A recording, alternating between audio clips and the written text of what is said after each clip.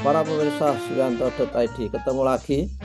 Kita akan membahas persoalan anak dan kita sudah mempunyai tamu Komisioner Komisi Perlindungan Anak Indonesia (KPAI).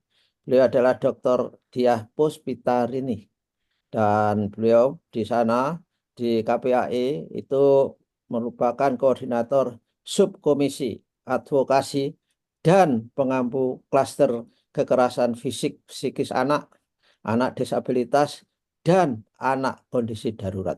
Pokoknya banyak tugasnya. Dan beliau adalah saat ini merupakan dosen PGSD FKIP Universitas Ahmad Dahlan dan juga sebagai sekretaris pimpinan pusat Aisyah periode 22-2027. Nah, saudara, kalau Anda melihat video ini bermanfaat, silahkan di-share dengan sanak saudara. Video ini adalah untuk belajar sepanjang hayat dan berbagi pengetahuan dan juga untuk melakukan amar ma'ruf media sosial. Kalau video ini sampai ke gadget Anda, ini berkat sentuhan kreatif editor channel kita, Mas Heri Teguh Yono, guru SMP Kabupaten Karanganyar di Kabupaten Ngawi, SMP Negeri 2 Karanganyar maksud saya. Nah, kita sapa dulu. Assalamualaikum warahmatullahi wabarakatuh, Mbak Diah. Waalaikumsalam warahmatullahi wabarakatuh. Sugeng Dalu, Prof. Ya, terima kasih, Mbak. Jadi, saya panggil Mbak ya. Kalau dipanggil Bu, kelihatan tua Mbak nih. saja. Ya, Mbak saja, Prof. Karena pemirsa Mbak Diah ini golongan generasi muda. Karena saya pernah mengajar beliau. Jadi ini pertemuan antara murid dan guru. Tapi kebetulan beliau adalah sedang dipercaya oleh pemerintah untuk menangani persoalan anak melalui KPAI. Nah, Mbak Tiah, ini banyak pertanyaan. Bagaimana Ya, sebenarnya Prof. kondisi anak Indonesia ini? Dan apakah ada kasus-kasus yang menyangkut anak? Selain misalkan karena persoalan kesehatan, stunting, tentu stunting nggak jadi bidang garapan KPAI. Apa yang terjadi pada anak Indonesia saat ini, Mbak? Silakan, Mbak. Ya. Terima kasih, Prof. Yanto dan Ibu Bapak sekalian hadirin yang mengikuti channel Bapak Suyanto ID. Salam kenal dan saya ingin menyampaikan beberapa hal, Prof. Izin yang pertama bahwa kondisi anak-anak Indonesia hari ini sudah sangat darurat. Pertama, anak-anak Indonesia darurat kekerasan fisik dan psikis serta kekerasan seksual. Kenapa? Karena kondisi kekerasan fisik dan psikis anak setiap tahun itu meningkat. Yang kedua, Indonesia darurat pengasuhan anak, Prof. Jadi di KPAI setiap tahun hampir 2.000 hingga 3.000 ya, hingga 3.000 kasus di mana pengaduan yang berkaitan dengan pengasuhan anak. Baik anak konflik orang tua, anak kehilangan hak asuh dan lain sebagainya. Kemudian yang ketiga, Indonesia juga darurat TPPO untuk anak, tindak pidana perdagangan orang serta pornografi anak.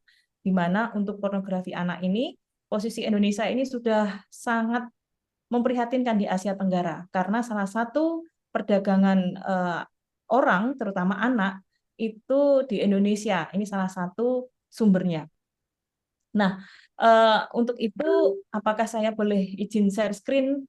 Oke, Eh, oke, silakan, Oke. Mbak. Share screen. Ya, sambil menunggu share Ya. screen ya. Nah, ini anak Indonesia itu Ah, gawat luar biasa saat sekarang ini. Apa kata Mbak Diah oke. itu? Deh, jadi untuk anak ini kan ada pemenuhan hak anak dan perlindungan khusus anak. Jadi untuk pemenuhan hak anak ini terkait dengan hak sipil anak, kemudian pengasuhan anak, kemudian pendidikan anak dan juga kesehatan anak. Jadi kalau untuk data yang di KPAI ini paling banyak adalah pengaduan tentang anak korban pengasuhan bermasalah atau konflik orang tua. Kemudian yang kedua adalah pelarangan akses bertemu orang tua. Jadi orang tua bercerai, ya berpisah, ini masing-masing orang tua tidak mengizinkan anak untuk bertemu antara ketemu dengannya atau bertemu dengan bapaknya. Kemudian anak korban pemenuhan nafkah, anak korban pengasuhan bermasalah, dan juga anak korban perundungan di satuan pendidikan ini termasuk yang meningkat, Prof. Hmm. Nah, ini gambaran untuk klaster pemenuhan hak anak. Kemudian di bawah untuk klaster perlindungan khusus anak ini paling banyak adalah anak sebagai korban kekerasan seksual, pemerkosaan, dan persetubuhan. Yang kedua adalah anak sebagai korban pencabulan. Yang ketiga, anak sebagai korban penganiayaan atau perkelahian, bullying, ya, termasuk anak korban kekerasan psikis, dan anak sebagai korban kejahatan pornografi dari dunia maya, dan anak sebagai korban perlakuan salah, ya, atau penelantaran atau PPO.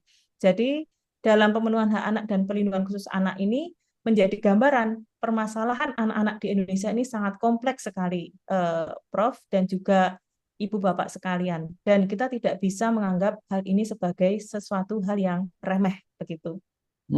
Ya, Kata.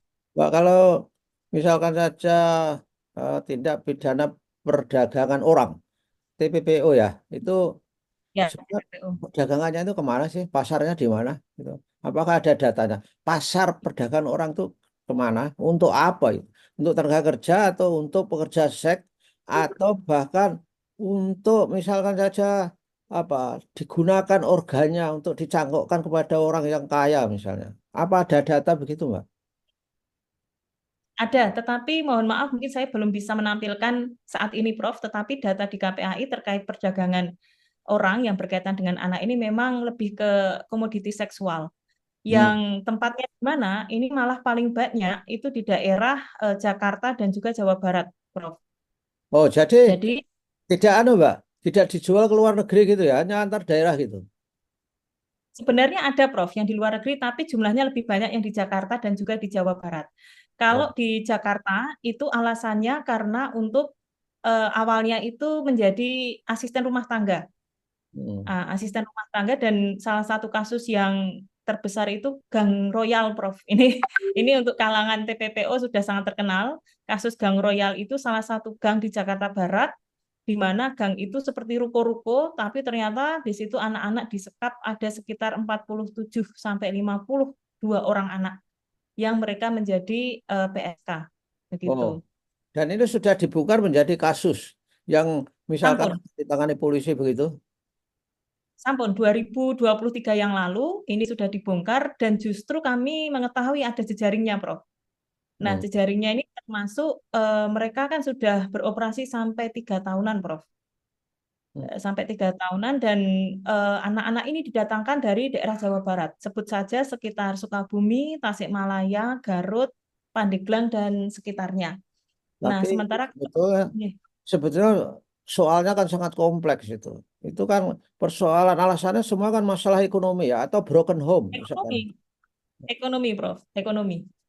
Oh. Ekonomi. Dan mirisnya, mereka sudah mengirimkan uang bulanan ke orang tuanya. Setiap bulan bisa mengirimkan antara 10 juta. Wah, itu kan orang tuanya nggak tahu itu kalau anaknya bekerja Tidak di ada yang bidang tahu. itu. Biasanya Tidak ada. mengertinya anaknya itu bekerja di restoran hotel begitu. Itu biasanya. Ya, Itu kan asisten rumah tangga kalau pamitnya itu. dan bahkan anak-anak itu kalau mau diberdayakan, pernah saya mendapatkan apa kisah dari apa rohaniwan gitu. Jadi dari ustadz atau apa itu disuruh kembali malah genti apa anak-anak yang bekerja di situ itu malah genti menasihati ustadznya. Jangan khawatir ustadz dengan saya pun juga setiap minggu juga ngirim apa ngirim dana untuk yasinan dan sebagainya itu luar biasa itu ya. Jadi Iya. untuk Nje. untuk pengajian mungkin ya untuk bangun tempat ibadah juga ini kan ironis ya saking sulitnya mencari lapangan pekerjaan. Nah, apakah konvensi hak anak itu di Indonesia sudah diterapkan dan apakah ada kendalanya, Mbak, itu gimana? Nah, ini yang kami hadapi saat ini, Prof. Jadi, Undang-Undang Perlindungan Anak itu kan meratifikasi dari Konvensi Hak Anak yang diakui oleh seluruh negara. Hmm. Nah, jadi ada hal-hal yang memang yang harus dilakukan oleh pemerintah itu belum dilakukan, tetapi menurut Undang-Undang Perlindungan Anak ini sudah dilakukan. Contohnya harus dilakukan. Contohnya terkait dengan anak pengungsi luar negeri. Ini kalau pemerintah kita itu kan belum melakukan ratifikasi perundang-undangan, Prof. Sehingga memang kalau ada pengungsi luar negeri itu kan menjadi tugas UNHCR Ya, atau NGO.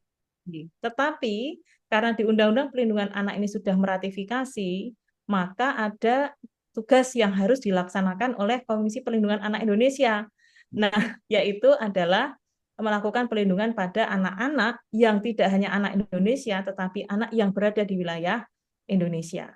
Nah, kalau secara keseluruhan, apakah sudah dilaksanakan? Mestinya sudah berusaha semaksimal mungkin ya, Prof. hmm, Tetapi ketika pengawasan ya kami menemukan pasti ada yang belum maksimal, ya, ya. pasti ada yang kurang dan pasti ada yang terlewat. Itu hal biasa. Makanya penting menjadi eh, tugas kami untuk melakukan pengawasan sampai ke daerah terpelosok sekalipun, Prof. Ya, misalnya menangani pengungsi, pengungsi dari luar negeri, misalnya Oke. dari Rohingya, misalkan saja ya, itu Ya, kan memerlukan budget ya. Itu budgetnya siapa itu yang pemerintah daerah, pemerintah pusat atau budgetnya itu diberikan kepada KPAI? Gimana mekanismenya?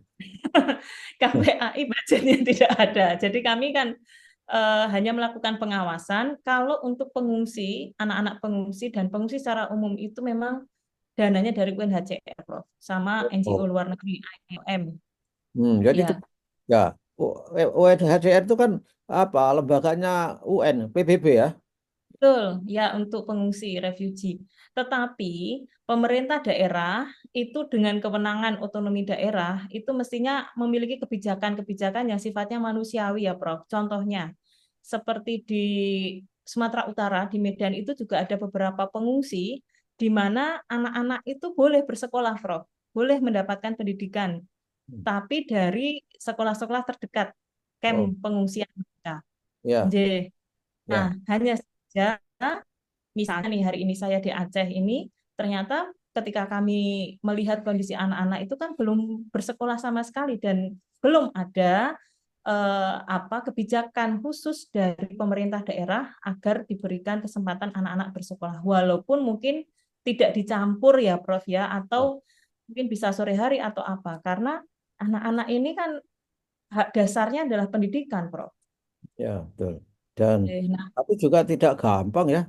Bahasanya kan juga sulit itu. Anak-anak yang datang ke Indonesia kan belum tentu bisa bahasa Indonesia, pengungsi yang betul. dari luar negeri. Gimana? Tapi sebagian pengungsi yang tadi saya temui itu bisa berbahasa Indonesia dan bisa berbahasa Inggris. Nah, Oke. ya ada mereka yang guru juga. Ada mereka yang guru, kemudian akhirnya ya mereka hanya bisa mendidik anak-anak untuk belajar membaca saja, tetapi fasilitas tidak ada, Prof. Nah, Oke. kemudian kalaupun tidak, kan ada juga penterjemah. UNHCR ini memiliki penterjemah yang bisa berbahasa Rohingya. Dan warga Rohingya itu juga ada yang bisa berbahasa Melayu, Prof. Oh, ya, ya, ya, ya. Luar biasa itu saya kira ke keajaiban luar biasa dan merupakan hikmah dan hidayahnya Allah saya kira sehingga bisa berbahasa di mana dia akan mengungsi begitu itu. Nah, tadi Mbak Dia tadi ngomong bahwa anak-anak Indonesia kita itu punya darurat anak. Mengapa Oke. gitu? Gimana ini caranya mengatasi itu? Nah, untuk ini izin mungkin sedikit saya share screen lagi ya, Prof. Ya, oke. Oke. Untuk kondisi anak-anak Indonesia di mana sudah darurat ini, maka ini menjadi tanggung jawab kita bersama, Prof. Di pasal 20 Undang-Undang Perlindungan Anak, itu siapa yang bertanggung jawab untuk melakukan perlindungan? Yang pertama adalah anak itu sendiri, yang kedua adalah keluarga atau orang tua, yang ketiga masyarakat, dan yang keempat adalah negara. Nah, kenapa kemudian ini dikatakan sangat darurat sekali, Prof? Ini kami tampilkan kelompok usia korban. Nah, untuk jumlah korban yang mengadu dan sudah kami selesaikan di KPAI itu ada 3.658 tahun 2023. Nah, untuk jenis kelamin anak-anak ini tidak hanya perempuan, Prof, yang paling banyak, tetapi perempuan dan laki-laki ini hampir sama. Karena kekerasan seksual hari ini, korbannya anak laki-laki itu mengalami kenaikan 15% dari tahun 2022. Nah, kalau melihat rentan usia anak yang menjadi korban, ini mungkin paling banyak anak usia 9 sampai 11 tahun. Tetapi coba kita lihat dari anak di bawah 1 tahun sampai 5 tahun. Jadi istilahnya balita ya, Prof. Ya. Ini jumlahnya kalau di total itu jauh lebih banyak daripada kelompok usia 6 tahun ke atas. Jadi kalau di total ini hampir 900, hampir 1.000 anak yang berusia di bawah 1 tahun sampai 5 tahun ini, Prof. Oh. Ini yang menjadi Nah, istilahnya anak-anak PAUD. kalau balita itu mengalami apa darurat anak mengalami kekerasan, untuk apa balita itu di apa di abuse oleh orang yang tidak bertanggung jawab itu, diperdagangkan atau bahkan digunakan organ tubuhnya untuk cangkok misalkan aja. Tidak, Prof. Jadi lebih kepada pelampiasan. Kalau anak-anak di bawah 5 tahun. Oh, Anak balita ini lebih pada pelampiasan ekspresi orang tua, mohon maaf, hmm. emosi, sampai seksual. Dan bahkan dilakukan oleh orang tuanya sendiri. Nah, ini izin saya tampilkan, Prof. Hmm. Untuk pelaku, ini paling banyak adalah ayah kandung. Jadi justru orang terdekat. Yang kedua adalah ibu kandung. Oh, Yang itu ketiga lain-lain, kekerasan fisik atau kekerasan seksual? semua, Prof. Ya, jadi oleh ibu kandung atau bapak kandung itu kekerasan fisik dan atau kekerasan seksual. Kekerasan fisik dan kekerasan seksual. Hmm, oke. Nah, paling banyak pelaku adalah ayah kandung dan ibu kandung. Seperti akhir-akhir ini, mohon maaf, beredar di Twitter menjadi viral, Prof. Kasus ibu yang, mohon maaf, mencabuli anaknya sendiri, anak kita, dan itu divideokan. Wah, luar biasa itu. Jangan. Ini persoalan Ini moral. baru saja, iya betul, Prof. Baca marak dan si ibu ini sudah ditangkap, ya. Bahkan kemungkinan ini akan dibuka sindikat karena sepertinya ini sindikat pornografi mengarah ke sana. Jadi ada di Bekasi ditangkap, kemudian di Bogor juga ditangkap. Hmm. Ya, artinya itu tidak saja satu ya, banyak ya. Banyak ibu Ya, mencabuli anaknya gitu tuh. betul, Ya, leres. ya orang tua lah. Bapak juga iya. Rata-rata yang dicabuli di sexual abuse itu berapa tahun, Pak? 11 tadi ya? Kebanyakan PAUD, usia PAUD, Prof. Ya ampun. Kalau PAUD kan dia tidak memahami itu sebetulnya. Ya, apa Justru di yang situ, justru ya, mohon maaf, justru pelaku itu melihat karena anak-anak ini tidak mungkin akan ngomong dan mungkin dia tidak paham serta belum bisa speak up kan, Prof. wah, luar biasa jahatnya itu. Kalau sampai anak sendiri dicabul itu apa bedanya dengan bukan manusia? Jadi artinya kayak kayak kambing saja itu. Jadi luar biasa ini. Nah, Nah, ini daruratnya di situ, Prof.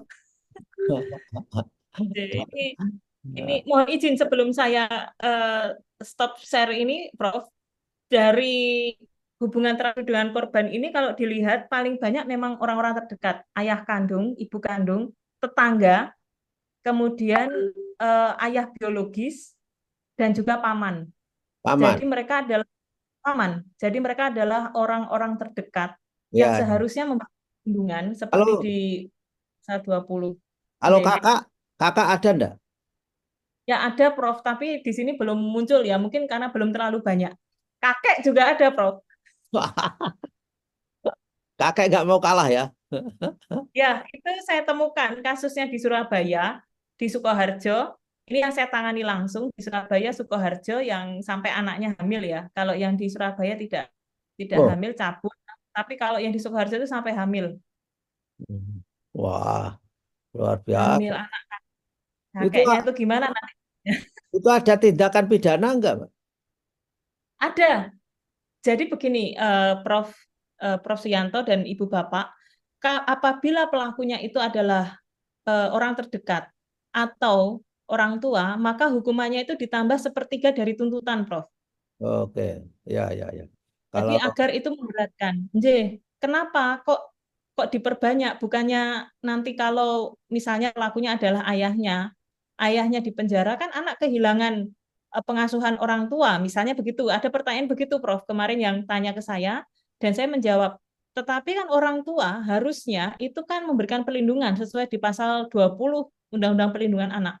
Orang tua wajib memberikan perlindungan, tetapi justru malah menjadi pelaku gitu, Prof. ya, ya, ya, ya. Walaupun angka berapa persen itu? Persen dari mana itu tadi, Mbak?